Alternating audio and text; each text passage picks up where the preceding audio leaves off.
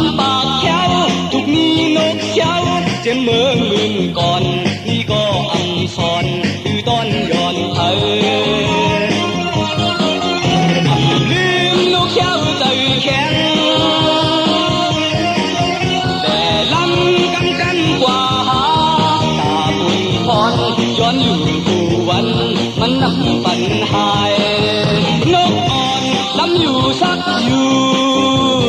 มีนกว่าถึงตีสูงมุงโดยกาลำมันปันง่ายง่ายสัมไปติดเลยก็ยาวลาตาบุญพรนกเช้าโซปัญหา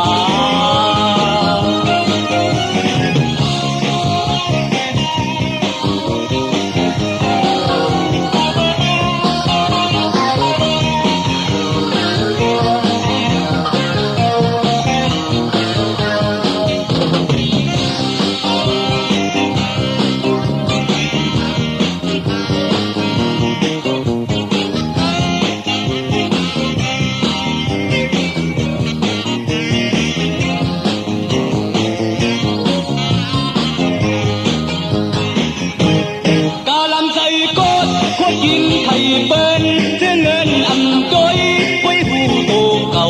มังเผามังปอกซอซอกเก่าเปิ้นอำเหมือนผู้เลยทุบน้ำปากแค้วทุกมีนกเช้าเจ็บเมืองมื่นก่อนนี่ก็อำสอนคือตอนย้อนเธอลืมนกเช้าใจแข็งแต่ลำกำกันกว่าย้อนอยู่คู่วันมันนั่งโอ้เพอนกอ่อนลำอยู่สักอยู่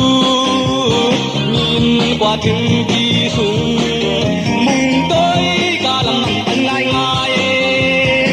ทำไปเตะเลยก็ยาวลาตาบุญพรนกเช้าโซปัญหา